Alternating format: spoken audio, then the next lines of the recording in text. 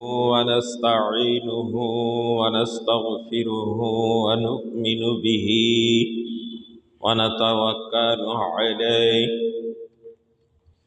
ونعوذ بالله من شرور أنفسنا ومن سيئات أعمالنا من يهد الله فلا مضل له ومن يضلله فلا هادي له ونشهد أن لا إله إلا الله وحده لا شريك له ونشهد أن سيدنا وسندنا وحبيبنا ومولانا محمدا عبده ورسوله الذي أرسله بالحق بشيرا ونذيرا وداعيا إلى الله بإذنه وسراجا منيرا فقد قال الله تعالى في كلامه المجيد وفرقانه الحميد أعوذ بالله من الشيطان الرجيم بسم الله الرحمن الرحيم واستعينوا بالصبر والصلاة وإنها لكبيرة إلا على الخاشعين الذين يظنون أنهم ملاقو ربهم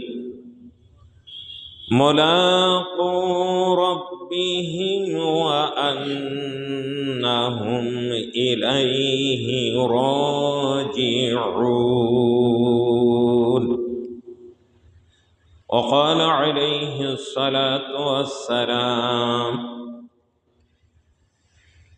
من ترك صلاة متعمدا فقد كفر بسم الله الرحمن الرحيم إن الله وملائكته يصلون على النبي يا أيها الذين آمنوا صلوا عليه وسلموا تسليما اللهم صل على محمد وعلى آل محمد كما صليت على إبراهيم وعلى آل إبراهيم إنك حميد مجيد اللهم بارك على محمد وعلى آل محمد كما باركت على إبراهيم وعلى آل إبراهيم إنك حميد مجيد। সম্মানিত মুসল্লিগণ, সেই প্রভুর দরবারে লাখো কোটি শুকরিয়া আদায় করছি যে আল্লাহ রব্বুল আলামিন পবিত্র জুমার দিনে রজব মাসে সে আল্লাহর হুকুম পালনের লক্ষ্যে আমাদেরকে তার ঘর মসজিদে আসার তৌফিক দান করেছেন। সকলেই জবান খুলে পড়ি আলহামদুলিল্লাহ। রব্বানা লাকাল হামদ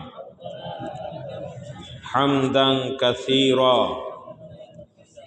তয়্যিবাম মুবারাকান ফি।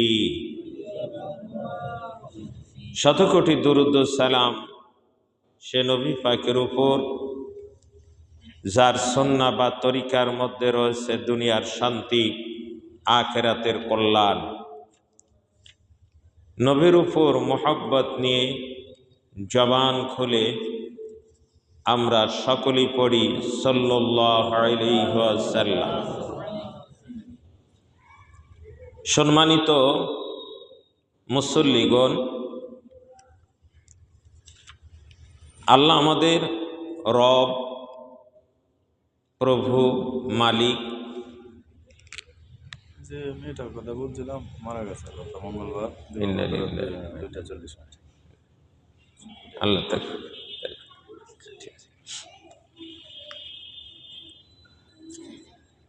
আল্লাহ রব্বুল আলামিন পৃথিবীতে তার হুকুম পালনের লক্ষ্যেই আমাদেরকে পাঠিয়েছেন। আমাদের হায়াত মৌত তারই হাতে। আল্লাহ বলেছেন, ইয়া আইয়ুহান নাসু উবুদু রাব্বাকুমুল্লাযী খালাকাকুম ওয়াল্লাযীনা মিন ক্বাবলিকুম লাআল্লাকুম তাত্তাকুন। হে মানুষেরা, তোমরা ইবাদত করো। উবুদু, ইবাদত করো তোমাদের সেই প্রতিপালকের, যিনি তোমাদেরকে সৃষ্টি করেছেন এবং তোমাদের পূর্ববর্তীদেরকেও যিনি সৃষ্টি করেছেন। তোমরা সেই রবের ইবাদত করো। তো আল্লাহর ইবাদত, আল্লাহ যেগুলো করতে বলেছেন সেগুলো কাজগুলো করা, যেগুলো করতে নিষেধ করেছেন তার থেকে বিরত থাকা, এর নামই হচ্ছে আল্লাহর ইবাদত, গোলামি, দাসত্ব। আল্লাহর ইবাদতের মধ্যে সর্বশ্রেষ্ঠ ইবাদত হচ্ছে নামাজ, যেটা প্রতিদিন 5 বার যে ইবাদতটা করতে হয় সেই ইবাদতের নাম হচ্ছে আসসালাহ, নামাজ। আর যেই নামাজের তাকিদ, নির্দেশনা আল্লাহ কোরআনে সবচেয়ে বেশি দিয়েছেন, 82 জায়গা, তার উপরে আল্লাহ তাআলা নামাজের কথা বলেছেন। আমি আগের যে আলোচনা করেছি যে নামাজ কেন পড়ব, নামাজ আল্লাহর হুকুম।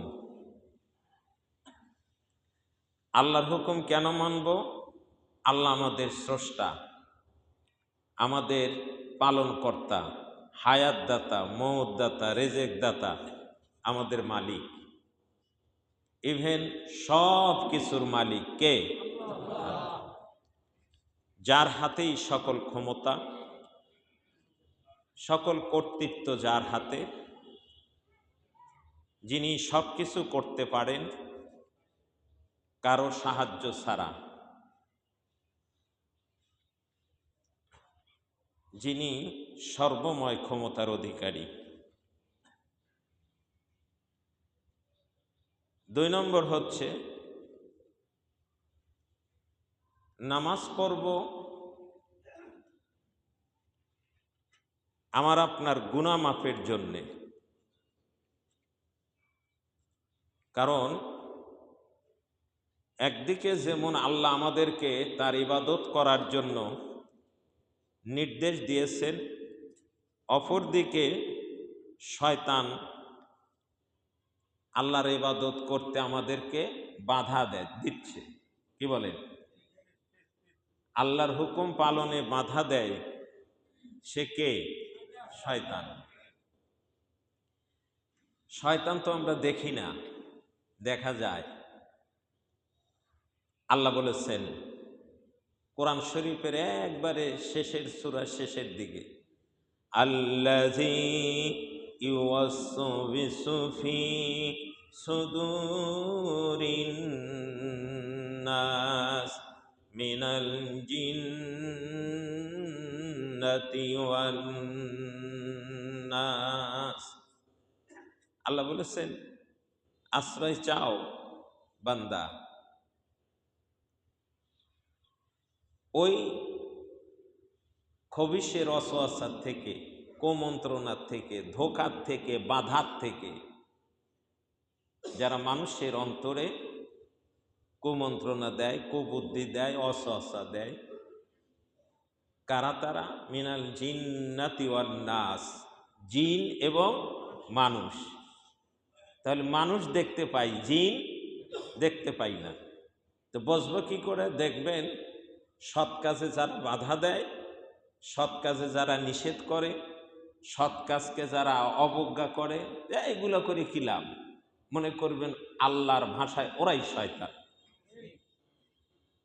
কে দেখিয়ে দিয়েছেন? আল্লাহ। অন্যায় কাজের দিকে উদ্বুদ্ধ করে, অন্যায় কাজ নিজেও করে, অন্যকে করার সুযোগ করে দেয়। এরাই হচ্ছে মানুষের ভিতর শয়তান। আর জিনের মধ্যে তো আমরা দেখি না, তারা মানুষকে কুমন্ত্রণা দেয়। যা হোক, মানুষের ভিতর যে কুমন্ত্রণা দেয়, মানুষ গুনাহ করে। 2 ধরনের গুনাহ। একটা হচ্ছে গুনাহ কাবিরা, বড় গুনাহ। এটা মাফ করেন আল্লাহ মানুষ যখন তওবা করে। বড় বড় গুনাহ, তার মধ্যে মিথ্যা বলা বড় কবিরা গুনাহ। জিনা, ব্যভিচার, সুদ, ঘুষ, চগলখুরি, হত্যা, অনেকগুলো কবিরা গুনাহ আছে। এর আবার স্তর আছে। আকসার কবিরা, আবার সগীরা গুনাহ, ছোট ছোট গুনাহ। যেই গুনায় নেক আমল করলে যে গুনাহ আল্লাহ এমনি মাফ করে দেন। সুবহানাল্লাহ। আল্লাহ রাসূল বলেছেন as-সালাওয়াতুল খামস, 5 ওয়াক্ত নামাজ, ওয়াল জুমআতু ইলাল জুমআ, এক জুমার নামাজ থেকে অপর জুমার নামাজ, ও রমাদান ইলা রমাদান, এক রমজানের রোজা থেকে অপর রমজানের রোজা, মুকাফফিরাতুল লিমা বাইনাহুন্না ইজাজতুনিবাতিল কাবাইর। এই 5 ওয়াক্ত নামাজের ফাঁকে এক জুমার নামাজ থেকে অপর জুমার নামাজ পর্যন্ত 7 দিনের বান্দা যত গুনাহ করে, 5 ওয়াক্ত নামাজের ফাঁকে যে গুনাহ করে, ফজর থেকে জোহর পর্যন্ত বান্দা যদি কোনো সগীরা গুনাহ করে, জোহরের 4 রাকাত নামাজের সাথে সাথে কয়েক ঘন্টার সগীরা গুনাহগুলো মাফ হয়ে যায়। বলেছেন মুহাম্মদ রাসূলুল্লাহ সহিহ হাদিস। জোহর থেকে আসর পর্যন্ত আসরের নামাজে মাফ হয়, আসর থেকে মাগরিব পর্যন্ত মাগরিবের নামাজে মাফ হয়, মাগরিব থেকে ঈশা পর্যন্ত ঈশার নামাজে মাফ হয়, ঈশার থেকে আবার ফজর পর্যন্ত সারাটা রাত বান্দা যদি কোনো সগীরা গুনাহ করে তাহলে ফজরের 2 রাকাত নামাজ পড়ার সাথে সাথে সারা রাত্রির সগীরা গুনাহগুলো মাফ হয়ে যায়। তাহলে আপনারা বলুন, কেউ কি কোনো গুনাহ করেন না? গুনাহ করি না এমন লোক আছেন? একমাত্র ছিলেন নবী এবং রাসূলগণ নিষ্পাপ। তাহলে সগীরা গুনাহ মনের অজান্তেও হয়ে যায়, ছোট ছোট গুনাহ মনের অজান্তেও কিন্তু হয়ে যায়। আমি জানি না যে আমার এই গুনাহটা হলো। কাবিরা গুনাহগুলো বোঝা যায়, কিন্তু সগীরা গুনাহ অনেকটা বোঝা যায় না। যেমন কথা প্রসঙ্গে বন্ধু বান্ধব কথা বলতে বা বিবির সাথেও কথা বলতে হুট করে একটা মিথ্যা কথা বলে ফেলছে, হয় না এরকম? বা একটু চগলখড়ি করে ফেলছে, বুঝতে পারতেছি না যে এত ভালোবাসার লোকের সাথে আলাপ করতে এইটা হয়ে গেল, কিন্তু হয়ে গেছে। বাপ মার সাথে কথা বলতে একটা কথা হয়ে যায়। এইগুলো তো বুঝি না যে আমার গুনাহ হলো, যার কারণে আল্লাহ নামাজ দিয়েছেন, বান্দা নামাজ পড়ো, নামাজ পড়লে তোমার সব সগীরা গুনাহ মাফ হয়ে যাবে। 5 ওয়াক্ত নামাজে মাফ হওয়ার পরেও এরপরেও গুনাহ একটু সগীরা গুনাহ বেশি হয়ে যায়, গুনাহ জমা হয়। 1 সপ্তাহে যতগুলো সগীরা গুনাহ জমা হয়, আল্লাহর নবী বলেছেন জুমার দিনে পরিষ্কার পরিচ্ছন্ন কাপড় পরে 2 রাকাত নামাজ খুতবা সহ বান্দা যখন আদায় করে 1 সপ্তাহের সগীরা গুনাহগুলো মাফ হয়ে যায়। এরপরে আসে মাহে রমজানের রোজা। রোজা আসছে না, সামনে আসতেছে। আর কতদিন? রজবের সম্ভবত আজ কয় তারিখ? 23 তারিখের মতো, 24 তারিখ, 23, যা হোক। এরপরেই আসছে শাবান। এই 1 মাস কয়েকদিন আছে শাহরুর রমাদানের। একটা বছরে বান্দার যত সগীরা গুনাহ ফরজ নামাজে মাফ হয়েছে, জুমার নামাজে মাফ হয়েছে, তারপরেও জমা আছে। আল্লাহ তাআলা বান্দাকে এমন একটা মাস দিয়েছেন, এই মাসে বান্দা ঈমান ও ইহতিসাবান গুফিরা লাহু মা তাকদ্দামা মিন যামবি মান সামা রমাদানা ঈমান ও ইহতিসাবান গুফিরা লাহু মা তাকদ্দামা মিন যামবি। আল্লাহর নবী বলেছেন, বিশ্বাসের সাথে সওয়াবের আশা নিয়ে যে ব্যক্তি রমজানে রোজা রাখে তার অতীত জীবনের সব সগীরা গুনাহ মাফ হয়ে যায়। একটা দুইটা না, মা তাকদ্দামা মিন যামবি, অতীতে যত গুনাহ সে করে এসেছে সব মাফ হয়ে যায়। তাহলে 5 ওয়াক্ত নামাজের দরকার আছে ইমানদারের জন্য, কি বলেন? জুমার নামাজের দরকার, মাহে রমজানের রোজার দরকার আছে। এগুলো যারা করে না তাদের মতো হতভাগা আল্লাহর দুনিয়ার দ্বিতীয় কেউ নাই। ইনশাল্লাহ আমরা নিজেরা পড়ব, বিবি বাল বাচ্চাকে পড়াবো, অধীনস্থ ছেলে মেয়ে বন্ধু বান্ধব ভাই বেরাদেরকে পড়াবো হ্যাঁ, রাজি আছে তো ইনশাল্লাহ? দেখেন আল্লাহ আমাদের তৌফিক দান করুক। জিকির করে সুবহানাল্লাহ ওয়ালহামদুলিল্লাহ লা ইলাহা ইল্লাল্লাহ মুহাম্মাদুর রাসূলুল্লাহ। তাহলে গুনাহ মাফের জন্য আমাদের নামাজ পড়ার দরকার আছে। এই নামাজের কথা আল্লাহ রব্বুল আলামিন অনেক জায়গায় বলেছেন। আল্লাহ সূরা বাকারা 153 নম্বর আয়াতে বলেছেন ঈমানদারদেরকে, ইয়া আইয়ুহাল্লাযীনা আমানুস্তাঈনু বিস-সাবরি ওয়াস-সালাহ ইন্নাল্লাহা মা'আস-সাবিরিন।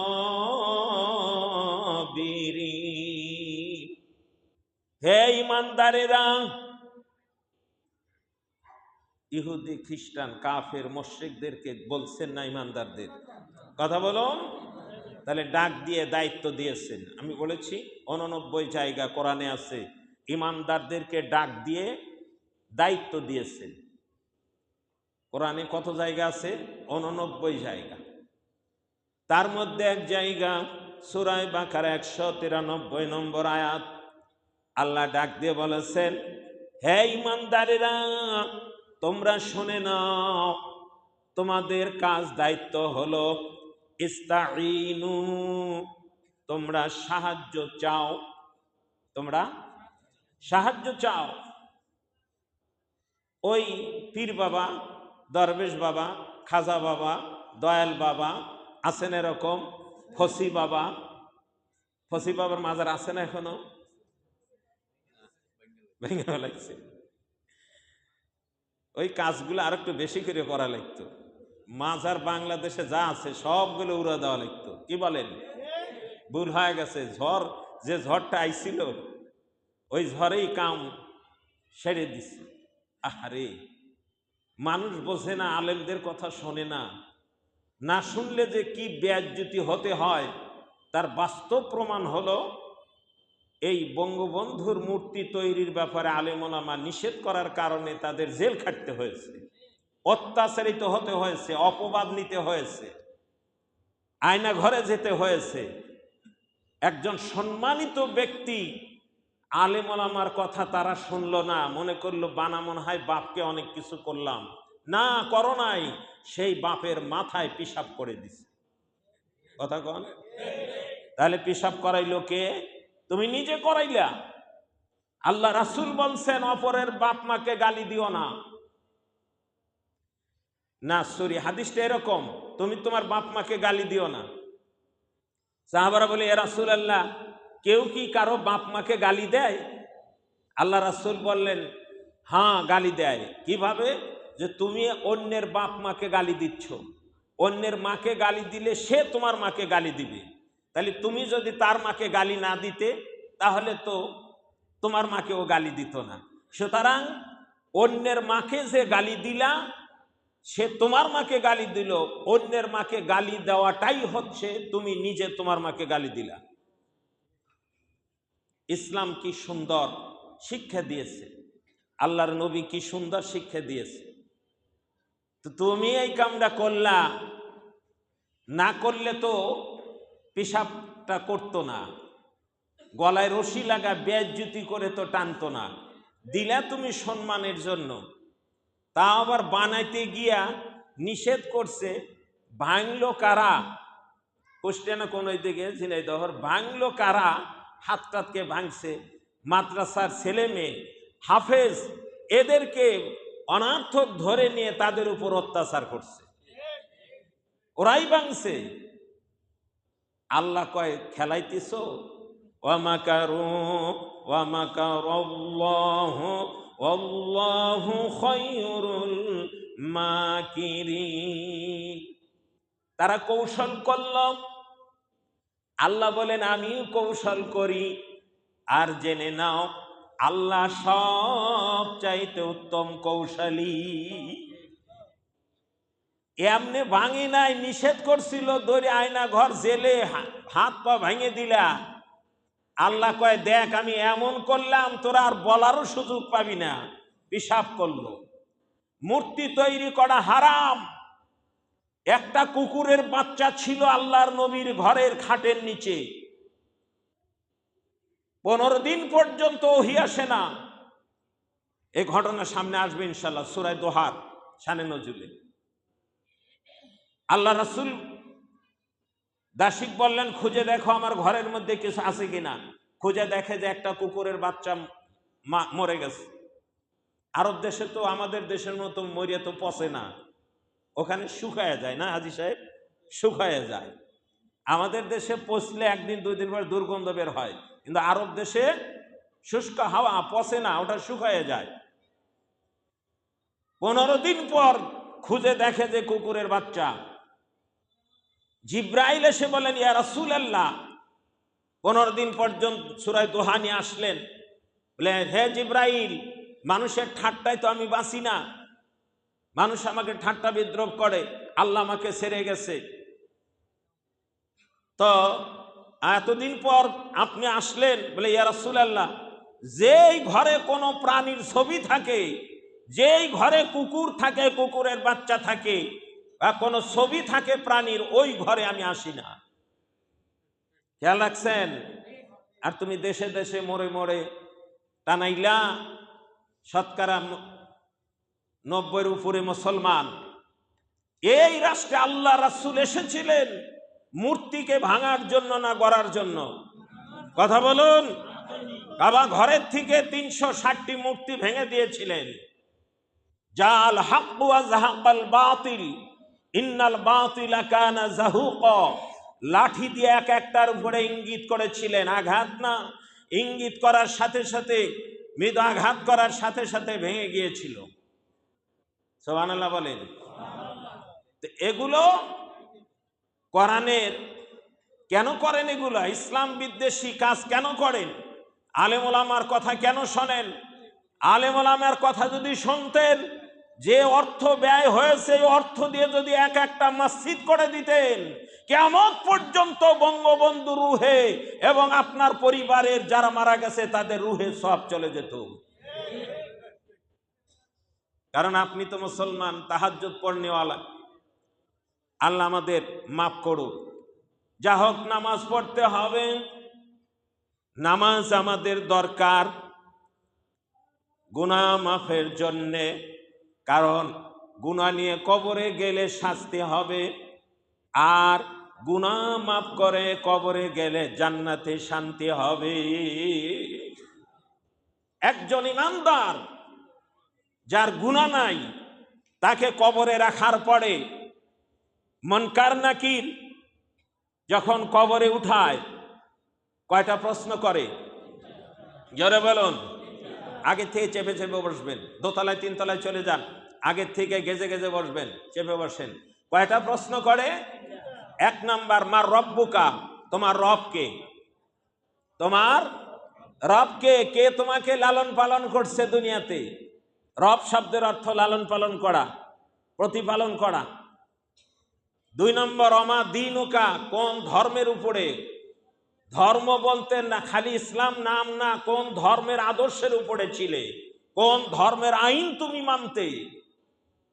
মনে রাখবেন, এতদিন শুনে এসেছি মার রব্বুকা, তোমার ধর্ম কি ছিল? আমি বলে আমি ইসলাম মানতাম। আর ইসলাম মানা মানে ইসলামের আইন মানা। কি বলেন? ইসলাম মানা অর্থ ইসলামের বিধিবিধান মানা। বলবে কোন ধর্মের আদর্শের উপরে তুমি ছিলে, কোন ধর্মের রীতিনীতি মানতে? আমার নবীকা, তোমার নবীকে। তারপরে আল্লাহ রাসূলের রূহানি ছবি দেখানো হয়, দেখা বলা হয় হাল তারিফু হাজার রাজুল, এই ব্যক্তিকে কে তুমি চেনো? ও সে যদি ইমানদার হয় বলবে রাদিতু বিল্লাহি রাব্বাও ওয়া বিল ইসলামি দীনাও ওয়া বি মুহাম্মাদিন সাল্লাল্লাহু আলাইহি ওয়াসাল্লাম নাবিয়্যাও ওয়া রাসূলা হাযা সাইয়্যিদুনা নবিয়ুনা মুহাম্মাদুর রাসূলুল্লাহ সাল্লাল্লাহু। উত্তর দিয়ে দিবে, উপর থেকে ঘোষণা আসবে, ইউনাদি মুনাদি, উপর থেকে ঘোষণা করে কে? আমার আল্লাহ। এ ফেরেশতা, আমার বান্দা সাদাকা, সত্য বলেছেন, বা সাদাকা আব্দি, আমার বান্দা সত্য বলেছে। ফাআফরিশুহু মিনাল জান্নাহ ফাআলবিসুহু মিনাল জান্নাহ, আমার বান্দা বান্দির জন্য জান্নাত থেকে পোশাক নিয়ে যাও। ফাআলবিসুহু মিনাল জান্নাহ, জান্নাত থেকে পোশাক নিয়ে যাও, জান্নাতি পোশাক পরিয়ে দাও। এই কাফনের কাপড় না, জান্নাতি পোশাক পরিয়ে দাও। ওয়া আফরিশুহু মিনাল জান্নাহ, জান্নাতির ভিতরে বিছানা বিছায়ে দাও, জান্নাতি ফিরাশ। আফরিশু বিছানা, ফিরাশ বিছায়ে দাও। ফিরাশের নাম শোনেন নাই? সাধারণ বিছানার ফিরাশ কি এক? গালিচা।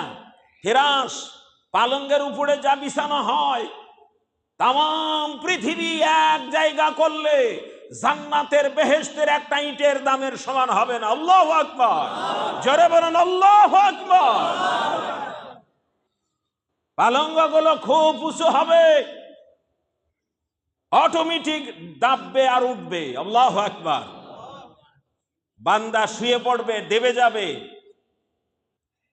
দুনিয়ার জাজিমার উপরে যার সব অভ্যাস নাই, সে কিন্তু ঘুমাইতে পারবে না। হঠাৎ করে, আমি নিজে পারি নাই, ওয়াজ মাহফিলে যা অনেক সময় জাজিমার উপরে শুইতে দেয়। ডাক্তার আমাকে বলছে আপনি শক্ত বিছানায় শোবেন, তোষকটা একটু মোটা হইলে তাই আমি শুতে পারি না। আমার খুব অসুবিধা হয়, রাতে ঘুম হয় না। জাজিমার উপরে দিয়ে, রাজিমার উপরে আপনার ওই নাটোরে এক জায়গায় জাজিমার দিয়ে বড় লোকে শুতে দিছে সভাপতির বাসায়, খাটের উপরে, যেটা দিয়ে আমি আর ঘুমাইতে পারি না। শেষ পর্যন্ত গেলাম, ধর তো শীতের দিন হইছে, কাঁথাটা নিয়ে বিছা লেপটা গায়ে দিয়ে ফ্লোরে শুয়ে রইলাম। কারণ আমি ঘুমাইতে পারি না, রাত জাগছি, ঘুমাইতে পারি না। কিন্তু জান্নাতের জাজিমা তা হবে না। বান্দা স্প্রিং করবে, দেবে যাবে, আনন্দ লাগবে। আল্লাহু আকবার। এটা আল্লাহ তাআলা ইমানদারদের জন্য বানিয়ে রেখেছেন। পালঙ্গ উঠবে আর দাববে, এত উঁচু হবে, জান্নাতি বলবে উঠবো কেমনে, পালঙ্গ হুট করে দেবে গেছে। আল্লাহু আকবার। বান্দা উঠবে, আবার বডিটাও তো সেই রকম হবে। কি বলেন? বডিটাও সেই রকম হবে। জান্নাতি মানুষকে যে কুল, বড়ইটা আমার এলাকায় বড়ই কয়, কুল, এটা কুল একটা বড়ই দিবে একটা জান্নাতি মানুষকে। নজিপুরের গুড়ির মটকা দেখছেন? কত বড়, ওর সে বড় হবে। আল্লাহু আকবার। আর ওর সে বড় বড় এক একটা বড়ই হবে, তাহলে মানুষটা কেমন হবে? আল্লাহ জান্নাতীদের দিবে। যা হোক, আল্লাহর বান্দাম জান্নাত, নবী বলেছেন সহিহ হাদিস, জান্নাত থেকে একটা সুড়ঙ্গ করা হবে। কবরের মধ্যে সুড়ঙ্গ করা হয়। এই কবরে মাটির কবর না, সেটা আলমে বারজাখ। আলমে বারজাখ আর একটা জগৎ, এই মাটির কবরে না, সেই জায়গাটা আলাদা কবর। জান্নাতের সাথে সুড়ঙ্গ থাকবে, জান্নাতের হাওয়া ওই সুড়ঙ্গের ভিতরে প্রবেশ করবেন। জান্নাত ফেরেশতারা বলবে নেম নেম, ঘুমায়ে যাও। নেম নাউমন অর্থ ঘুম, নিম আমরের ছিগা, নেম ঘুমায়ে যাও। কানামাকাল উরুফ, তুমি দুলহা দুলহানির মতো ঘুমায়ে যাও।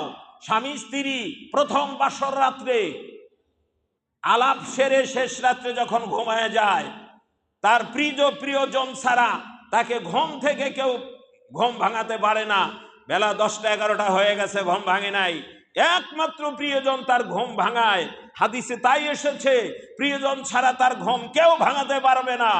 এই যে ইমানদাররা জান্নাত কবরের মধ্যে আলমে বারজাখে ঘুমিয়ে যাবে, একমাত্র ইসরাফিলের সিংহার ফুঁকে তার ঘুম ভেঙে যাবে। ঘুম থেকে উঠে চোখ ডলতে থাকবে আর বলতে থাকবে, এই মাত্র ঘুমাইলাম, এই ঘুম থেকে কে আমারে জাগালো? আল্লাহু আকবার বলো। লক্ষ লক্ষ বছর চলে যাবে, জান্নাত আলমে বারজাখে ঘুম পাড়বে। বলে তো এইমাত্র তো উঠলাম। ফেরেশতারা আদর করে বলবে যে না, এইমাত্র ঘুমান নাই, কয়েক হাজার কয়েক কোটি বছর চলে গেছে। আল্লাহু আকবার। এইটা হলো ইমানদারদের, ইমান নিয়ে যারা মরবে, যারা নামাজি হবে। আর যারা বেনামাজি, যারা সরাসরিয়াত মানবে না, তাদের যে কবর থেকেই গুতানি, কি বলেন, সহিহ হাদিস, অন্ধ, বোবা, ঠসা, এরকম ফেরেশতা একটা ইনি আসবে, এক বাড়িতে দাবাবে, 70 গজ মাটির নিচে চলে যাবে, আবার টেনে উঠাবে, বেনামাজিদেরকে মারবে, তাদেরকে বেনামাজির মাথায় পাথর মারবে। আল্লাহ রাসূল মেরাজের রাত্রিতে দেখলেন একদল মানুষের মাথায় পাথর মারা হচ্ছে, মাথা ছিন্ন ভিন্ন হয়ে যাচ্ছে, ছিটকে দূরে চলে যাচ্ছে, পাথরও ছিঁড়ে যাচ্ছে। ফেরেশতা আবার ওই পাথর আনতে আনতে আবার পূর্বের মতো তার মাথা, বডি সব পূর্বের মতো হচ্ছে, আবার তাকে মারতেছে। আল্লাহর নবী প্রশ্ন করলেন, এ আল্লাহর ফেরেশতা, আমার বলে এটাই লোকগুলো কারা? ফেরেশতারা তখন বললেন, ইয়া রাসূলুল্লাহ, ইয়া হাবিবাল্লাহ, আপনার উম্মতের মধ্যে ওই সকল বেনামাজি যারা নামাজ পড়তো না, নামাজের প্রতি অনীহা ছিল, নামাজের প্রতি ঢিলাঢালা, এই বেনামাজের শাস্তি এইরকম, কিয়ামত পর্যন্ত এই শাস্তি চলতে থাকবে। জোরে বলেন নাউযুবিল্লাহ। বিশ্বাস হয় না হাদিস? না হয় মরে দেখেন, মরার পর বুঝবেন। আমার ভাইজান, আব্বা জানেরা, তাহলে নামাজ পড়তে হবে আমার আপনার গুনাহ মাফের জন্যে। আর গুনাহ নিয়ে মরলে কবরে আলমে বারজাখ থেকে আযাব শুরু হবে। আপনি যদি সন্তানকে ভালোবাসেন, আপনার বিবিকে ভালোবাসেন, আপনার আপনজন তাদেরকে ভালোবাসেন, শুধু নিজেই নামাজ পড়লে চলবে না, তাদেরও নামাজ পড়ানোর দরকার আছে কি না? আছে। এত টাকা পয়সা চুরি করলেন, বিদেশে বাড়ি গাড়ি করলেন, এত কিছু করলেন, বেয়াজ্জতি হলেন, তারপরেও বাড়ি গাড়ি করেছেন, এখনো চুরি করার তালি আছে না অনেকেই? এখনো আছেন, কিন্তু কার জন্যে? আরে আপনি তো মরেই যাবেন, আপনার সন্তানের জন্য, বিবি বাল বাচ্চার জন্য। জোরে বলেন ঠিক কিনা? এ মুমিনিন, এত ভালোবাসা, বেজ্জতি, জিল্লতির কথা মনে করেন না, অপমানের কথা মনে করেন না। এইটা করলে এটা যে অন্যায় তাও সে বোঝে, বোঝার পরে করে স্বার্থের জন্য, দালান কোঠা ছেলে মেয়ের জন্য। কিন্তু তারা কি বাঁচবে না মরবে? কথা কন, যারা একদিন মরবে না? আরে বুঝতেছেন না কথা? জোরে বলুন। আজকের শিশুও কি একদিন মরবে কিনা? জোরে বলুন। একদিন মরবে। যে আসে নাই, আসবে, সেও একদিন মরবে। তাহলে কিসের এই দালান কোঠা? এই জায়গায়, এই জায়গা নয়, আসল জায়গা হচ্ছে ওই জান্নাত। আপনি যদি সন্তানকে জান্নাতের উপযুক্ত করে গড়ে না যান, মনে করতে হবে আপনার স্বার্থপর। কাল কিয়ামতের ময়দানে ওই সন্তান আপনাকে লাথি মেরে জাহান্নামে ডুবাইয়ে দিবে। কথা আমার না আল্লাহর? জোরে বলুন।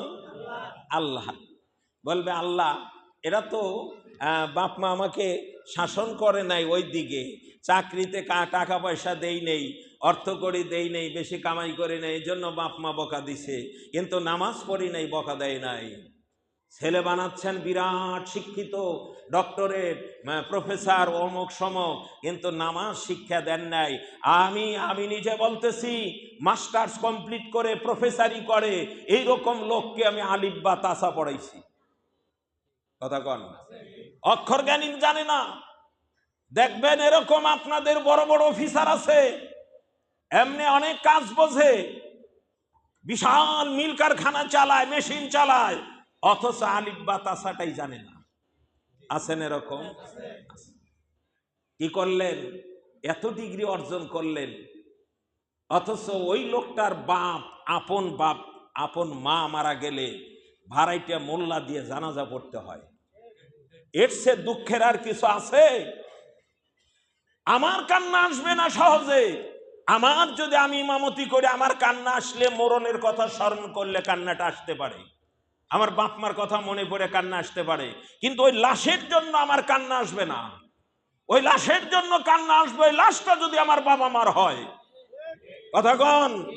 আমার সামনে আমার বাপ মার, আমি বাবার জানাজা পড়েছি, মায়ের জানাজাটা আমার মেজোটা পড়াইছে পাশে, আমি ইচ্ছা করে কান্নার দরকার হয় নাই, কান্না রাখতে পারি নাই। আমার এমন কান্না এসেছে, আমি ফুপে কাঁদলে আমার সব বাইরে চিল্লায় কাঁদবে। এই জন্য যেহেতু আমি বড়, আমি কান্নাকে চেপে রেখে জানাজা পড়েছি। অন্য লোকের জানাজাও তো পড়ি, কই ওই রকম কান্না তো আসে না। বাপ মার জন্য যে কান্না আসে, রাসূলের হাদিস, সন্তান যখন চোখের পানি ছেড়ে কাঁদবে, বাবা মার জানাজা যখন পড়বে, অন্তর থেকে যদি ওই সন্তানের দোয়াটা আল্লাহর দরবারে চলে যায়, আল্লাহ বাপ মার কবরে আযাব মাফ করে দিবেন। জোরে বলেন ঠিক কিনা? তাহলে সন্তানদের হক্কানে আলেম বানানোর দরকার আছে কিনা? আপনি স্কুল কলেজে পড়ান, কিন্তু কোরআন আগে হাতে দেন, কোরআন শিক্ষা দেন। যেই প্রতিষ্ঠানে কোরআন পড়ানো হয়, না হয় আপনি এক্সট্রা ভাবে পড়ান, কোরআন শিক্ষা দেন, আল্লাহর কাছে বাঁচবেন, জবাব দিতে পারবেন। আল্লাহ আমাদের তৌফিক দান করুন। সকলে পড়ুন আমিন। আমার বাবা ভুল করেন নাই, সব ছেলে মেয়েদেরকে মাদ্রাসায় পড়িয়েছেন। আমার বাবা ভুল করেন নাই, কিন্তু যাদের বাবা মাদ্রাসায় পড়ায় নাই, স্কুলে পড়িয়েছে, আজকে তাদের ওই একটা আরবি শিখতে আমাদের কাছে আসতে হয়। কি কন? কিন্তু ইংরেজি শিখতে কারো কাছে আমাদের যেতে হয় না, কারণ আমরা ইংরেজিও শিখেছি ইনশাআল্লাহ। মাদ্রাসাগুলোতে এখন কমই মাদ্রাসায় তো ইংরেজি শেখানো হয়। কি কন? আলিয়াতে তো শেখানো হয়। আলিয়ার স্কুলের যে বই, আলিয়া মাদ্রাসায় একই বই, একই বই, শুধু উপরে কাভারটা দিয়ে দেয় বোর্ডের নাম, তাছাড়া একই বই, একই গল্প। স্কুলেও যা, মাদ্রাসায় তাই, কলেজে যা, সিনিয়র মাদ্রাসায় তাই, একই বই, বাংলা, ইংরেজি, অঙ্ক, ইতিহাস বই সব এক, শুধু কাভারটার উপরে মাদ্রাসা বোর্ড লেখে আর স্কুল বোর্ড লেখে। শিক্ষা দেওয়া হয় এখন। এবং কমই বোর্ড আছে, কমই বোর্ডের ইংরেজিগুলোর মান স্কুল বোর্ডের ইংরেজির বা বাংলা অঙ্কর চেয়ে মান অনেক ভালো। আবার সোসাইটির থেকে অনেকে বই পড়ায়, এগুলো ভালো। সুতরাং আপনার সন্তান মাদ্রাসায় পড়ালে সন্তান ডাক্তার, ইঞ্জিনিয়ার, ডাক্তার, প্রফেসর সব হতে পারবে ইনশাআল্লাহ। তাহলে স্কুলে পড়ানো বেশি লাভ না মাদ্রাসায় পড়ানো বেশি লাভ? কথা বলুন। আলেমও হচ্ছে, জেনারেল দিকে হচ্ছে। আমার ভাইজান, আব্বা জানেরাম, আল্লাহ আমাদের প্রত্যেকের ঘরে ঘরে হক্কানি আলেম বানানোর তৌফিক দিক। পড়ুন আমিন। রাজি আছি তো ইনশাআল্লাহ? আল্লাহ কবুল করো। সকলে বলেন আমিন। আপনার একটা সন্তান, একটা নাতি আলেম, আল্লাহর জান্নাতের দরজা আপনার জন্য খোলা হয়ে যাবে ইনশাআল্লাহ। কি মনে করেন? স্কুল কলেজেরই হলে যে হবে না তা না, হবে, কিন্তু বড় কষ্টের পরে। কি বলেন? যদি দিনে চলে।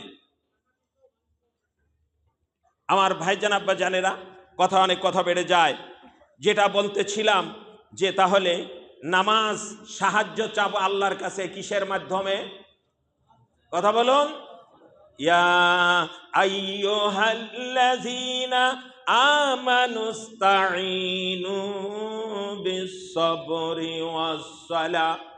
হে ঈমানদারেরা, তোমরা আল্লাহর কাছে সাহায্য চাও দুটি আমলের মাধ্যমে।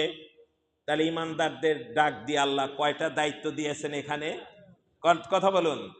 একটা হলো তোমরা সাহায্য চাও আল্লাহর কাছে বিসবরি, ধৈর্যের মাধ্যমে, ওয়াস-সালাহ, 2 নম্বর হলো নামাজের মাধ্যমে। নেতা নেত্রী, দরবেশ, খাজা বাবা, দয়াল বাবা, পীর বাবার কাছে চাইও না। তাদের কাছে দোয়া চাইতে পারো, কিন্তু সাহায্য তুমি চাইও না। সাহায্য চাইলে আমার আল্লাহ বেজার হয়ে যান। ওই পীর বাবা, দরবেশ বাবা, খাজা বাবা, দয়াল বাবা, মাজার বাবা, হের সাহায্যই চাওয়া লাগে কার কাছে? আরো জোরে বলুন। তুমি সাহায্য চাইবা আল্লাহর কাছে। আল্লাহ নিজেই বলছেন, এখানে ওখানে দৌড়াও কেন? উদউনি আস্তাজিব লাকুম।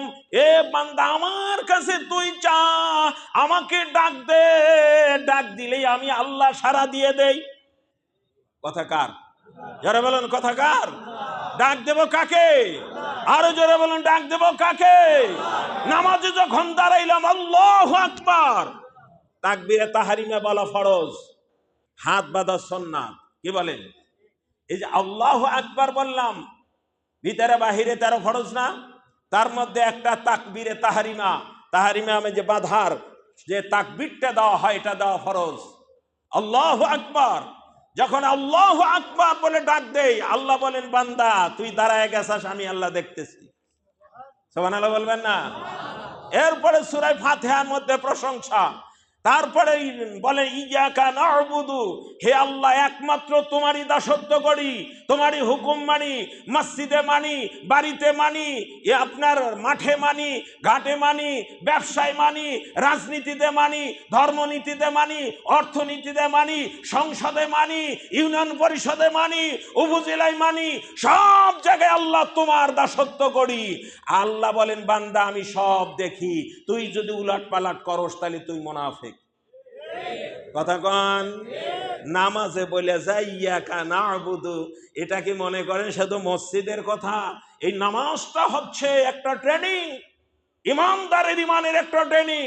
এই মসজিদ থেকে আমি যখন বের হয়ে যাব, এখান থেকে যে প্রতিজ্ঞাবদ্ধ হলাম, সেই প্রতিজ্ঞার কাজ আমাকে ফিল্ডে করতে হবে। কথা কন। সংসদে বসে, সংসদ যখন প্রথম যখন আপনার শপথ নেয়, তখন কি হাতে থাকে?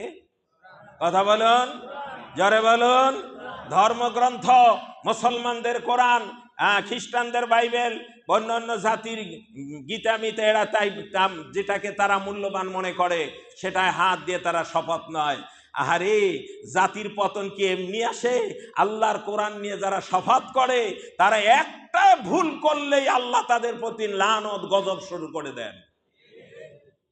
হুঁশিয়ার পুলিশরা যা করছো, র্যাবরা যা করছো, হাতে কোরআন নিয়ে শপথ করেছো, জাতির কাছে তোমরা সবচেয়ে ঘৃণিত হয়ে গেছো। মৃত বাবা মা, বড় ভাই, আল্লাহ দান কবুল করো, আল্লাহ তাদের রুহের মাগফিরাত নসিব করো, গুনাহ থাকলে গুনাহ খাতা মাফ করে দাও, আল্লাহ রুজি রোজগারে বরকত দাও, সকলেই পড়ো না আমিন। ভাই আব্দুল মান্নান, বিশিষ্ট কাপড়ের ব্যবসায়ী, তালতলি বাজার, মাঝে মাঝে দেন 500 টাকা, আল্লাহ দান কবুল করো, বাপ মা ময়মুর রুহের মাগফিরাত নসিব করো, ছেলে মেয়ে আহল পর নাতির হায়াত বাড়াইয়া দাও, এটা বালা মুসিবতের মধ্যে আছে, আল্লাহ যেন দূর করে দেন, রুজির বরকত দেন, সকলে পরে আল্লাহুম্মা আমিন। আরো একজন বান্দা দোয়া চেয়েছে তার বাবার জন্য, তার বাবার 40 দিন পার হয়ে গেছে, 40 বা ইয়াতেই কিছু করা লাগবে এরকম কোনো নিয়ম নাই। আপনি দোয়া দরুদ পড়াইবেন, দোয়া করবেন, যে কোনো টাইমে করা যায়। কি বলেন? 40 যে করতে হবে, এটা করতে গেলে কিন্তু শিরকি হয়ে যাবে। খেয়াল, খবরদার। আপনি 40-এর আগেও করতে পারেন, পরেও করতে পারেন, যে কোনো মাসে করতে পারেন, যে কোনো দিনে করতে পারেন, আবার নাও করতে পারেন। না যে করাই লাগবে এমন কিছু না। আর সবচেয়ে ইসালের সব দোয়া তো আপনার, আপনি নামাজ পড়েন, আপনি নামাজ না পড়ে আজ এই সারা দুনিয়ার মানুষ যদি খাওয়া খাওয়া দোয়া করেন, 5টা পয়সার লাভ নেই। কি কন? গরু সবাই করে ঢাক ঢোল পিঠে খাওয়ান। হ্যাঁ, একটা কথা হলো যে আলেম ওলামা নিয়ে বা কিছু মুসল্লি নিয়ে দোয়া করেন, দোয়া করে একটু দাওয়াত খাওয়ানো সুন্নাত, কিন্তু কোন দিনে করতে হবে এটা যদি ফোঁটা দিয়ে করেন গুনাহ হবে। ফোঁটা দিয়ে করবেন না, করেন দোয়া করেন, আপনিও সাথে করবেন, কিন্তু আপনাকে নামাজি হতে হবে, বেনামাজি থাকা যাবে না। আর হুজুরদের বেনামাজির বাড়িতে খাওয়ানো ঠিক না, কারণ হলো বেনামাজির পাক খাইলে তো অবস্থা কাহিল। ঠিক হয়। এই জন্য আমাদের কলপ টলপ আর ভালো নাই আগের মতো। আগে খাওয়াইছে, নামাজি দিয়ে পাক করাইছে। কি কন? বাড়িওয়ালা বেনামাজি হলেও নামাজিদের খাওয়া যে না যায় তা না, হিন্দুর দোকানের জিনিসও রান্না খাওয়া যায়। কি বলেন? কিন্তু তাকওয়ার খেলাফ, তাকওয়ার। এই জন্য যারা দাওয়াত দেন, আমি পায়ে ধরে বলতেছি, বেনামাজির হাতের তা খাওয়াইন না। হ্যাঁ, বউকে নামাজ পড়া, নিজেও নামাজ পড়েন, তা না হলে একজন নামাজি ডাক দিয়ে নিয়ে রান্না করবেন, তার হাতে দিয়ে নাড়াচাড়া করাবেন। মনে থাকবে আপনাদের? খাওয়া হুজুরের কলপটা নষ্ট করেন না। আল্লাহ আমাদের তৌফিক দান করুন, সকলে পড়ুন আমিন। কারণ আমাদের কাছে দোয়া চান, হাদিয়া দেন, আজকেও হাদিয়া দিছে দোয়ার জন্য। দোয়া চান, আমরা দোয়া করি, কাজ হয় না, কয় হুজুরকে টাকা দিলাম, হাদিয়া দিলাম, তাও দোয়ায় কাজ হলো না। কারণ হয়তো এক জায়গায় কলপ তো ঠিক নাই, খাওয়াইছে না, কি হালাল হারাম নাই, সুদ ঘুষ নাই, তারপরে নামাজ কালাম নাই, তাকওয়াধারী নাই, পেশাব পায়খানা করে ঢিলা কলুপ ব্যবহার করার নাই, এমনি করে আছে না এরকম? কথা কন না, আছে না এরকম? হ্যাঁ, এগুলো করবেন, আর নবীর তরিকা আল্লাহর হুকুম মেনে চলবেন। তাহলে আমরা সাহায্য চাবো কার কাছে? আরো জোরে বলুন। আমরা সাহায্য চাবো আল্লাহর কাছে। এই কথাটা আল্লাহর কয়টা আমলের মাধ্যমে? দুইটা। একটা হলো সবর, ধৈর্য, আর একটা হচ্ছে সালাত, নামাজ। এই প্রসঙ্গে সময় নেই, ঘটনা মনে পড়ে যায়। সবর, সাবরের ধৈর্যের তিনটা স্তর। তাফসীর শোনেন, ধৈর্যের তিনটা স্তর। আমরা মনে করি বিপদ আপদে ধৈর্য ধরলেই মনে হয় এটিকে সবর। না, এটাকে সবুর বলা হয় না, এটা সবুরের একটা নিম্নের স্তর। নিম্নের স্তর সবুরের প্রথম স্তর হচ্ছে আপনি যেগুলো বৈধ কাজ, শরিয়াতের বিধান, ফরজ, ওয়াজিব, সুন্নতে মুআক্কাদা, মনে রাখবেন, ফরজ, ওয়াজিব, সুন্নতে মুআক্কাদা, এইগুলো পালন করতে যদি মন নাও চায়, তখন আপনি জোর করে এগুলো পালন করবেন। এই পালন করতে ধৈর্যের দরকার। কি বলেন? এটা হলো সবরের এক এটাই শুধু না, তারপরে হালাল, অবৈধ, গুনার কাজ, কথা, যেমন অবৈধ জিনিস খাওয়া, সুদ, ঘুষ, জিনা, ব্যভিচার, অত্যাচার, গীবাদ, নিন্দা, পরচর্চা, এই যে মানুষের উপর জুলুম, এইগুলা যে করা হয়, এইগুলার থেকে বিরত থাকা, এইগুলা থেকে বিরত থাকা। তাহলে আল্লাহর হুকুমগুলো পালন করা। এক, 2 নম্বর হলো ওইগুলোর থেকে বিরত থাকা। ধৈর্যের দরকার আছে কিনা? কি সুন্দর ড্যান্স হচ্ছে রে, কি নাচ হচ্ছে, একটু দেখে যাই। আচ্ছা, দেখাটা কি ভালো? বলে না, দেখা যাবে না, ওটা দেখলে গুনাহ হবে। আপনাকে সবুর নিয়ে, ধৈর্য নিয়ে ফিরে আসতে হবে। এটা হলো সবরের আরেকটা স্তর। আর লাস্টের যে স্তর হলো, সেটা হলো বিপদ আপদে ধৈর্য ধরা। বিপদ আপদে ধৈর্য ধরা। টিভি, টেলিভিশন মনে হয় আপনাদের কারো বাসায় থাকে না। কি কয়? হাহু কিছু কয়? কিছু কইতেছেন না, মানে প্রায় ঘরে ঘরেই আছে। এগুলো মনে হয় শুধু দিনটা 24 ঘন্টা কোরআন তেলাওয়াত, ওয়াজ নসিহত হয় নাকি? কথা কন না কেন? আপনি খুব ভালো তা দেখেন। আমার আব্বাকে আমার ছোট ভাই বলছিল, আব্বা খেলা দেখার লেগে একটা টিভি কিনবো। আব্বা কইছে যে, খাইটে দেখছিস? খাইটে চেনেন না আপনারা? এই বাঁশের গোড়া দিয়ে বা খাটে বানায়। কয় খাইটে টিভি না, টিভি আনলে টিভির মাথায় ভাঙবো, আর টেলিভিশন আনার আগে যদি বেশি ব্যানর করস, তোর মাথায় ভাঙবো। মানে তোর মতো একটা সন্তান আরো আল্লাহ আমাকে আরো 3টে সন্তান দিছে। তারা মুখ দিয়ে কয়, সাহস পায় না, তুই কোন ইয়েতে? এই কয়ে আব্বা দৌড়া খাইটে আনতে গেছে, বেড়ার পাশে তুইছে, ও দেখে যাইরে দৌড়।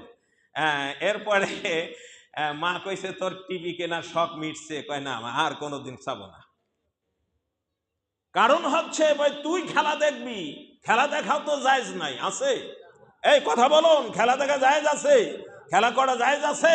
নাই। ওটা তো তাও তুই দেখলি, ফুটবল খেলা, যে বিশ্বকাপ, ওটা তুই দেখতে যা, তুই দেখবি খেলা, বা ভালোটা দেখবি। কয় আব্বা কোরআন তেলাওয়াত হয়, ওয়াজ নসিহত হয়, আমি এইগুলো দেখবো। বলে তুই যখন দেখবি, তোর ভাতিজারা, তোর ভাবিরা এটা দেখবে, বলে একটু গান দেখি, তুই তখন তুই থাকবি বাইরে, তুই তো আর 24 ঘন্টা থাকবি না। তখন তো অবৈধ কাজ হবে, হয় কিনা বলুন? জোরে বলুন, জোরে বলুন, হয় কিনা? সুতরাং যেই ঘরের মধ্যে আল্লাহর বান্দা মানত ছিল, আমাকে হাত দিয়েছে মসজিদে, 500 টাকা, আল্লাহ তার কবুল করো। আল্লাহ তার মনে নেই যা সে পুরো বালা মসজিদ দূর করো। সকলে বলেন আমিন। আজকে আর সামনে অগ্রসর হব না। আমাদের বারান্দার, দোতলার সব কিছু কমপ্লিট, রড মড বিছান সব, এভরিথিং কমপ্লিট। এখন দরকার হলো সিমেন্ট। কি বলেন? সিমেন্ট লাগবে না? সিমেন্ট ইনশাল্লাহ 10 ব্যাগ, 20 ব্যাগ, 50 ব্যাগ এরকম করে আমাদের প্রায় ওইটা লাগছে 170 ব্যাগ হিসাবে আছে, নিম্নে 170 ব্যাগ লাগবে। 100, আমরা গত ইয়াতে 200-র উপরে চলে গেছিল। মান্যত ছিল 1000 টাকা। আলহামদুলিল্লাহ, আল্লাহ তোমার বান্দার দান কবুল করো, মনে এক যায় পুরা করো। মান্যত এই দিকে করেন, পীর দরবার ওইগুলা মান্যত করেন না, সব চলে ভণ্ডামি। জোরে বলুন ঠিক কিনা? সব করে পেট পূজা।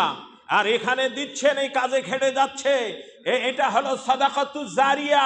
আল্লাহর নবীর ঘোষণা, যতদিন পর্যন্ত এই প্রতিষ্ঠান থাকবে, মুসল্লিরা নামাজ পড়বে, প্রত্যেকটি মুসল্লির নামাজের সমপরিমাণ সওয়াব আপনার আমল নামায় জমা হতে থাকবে।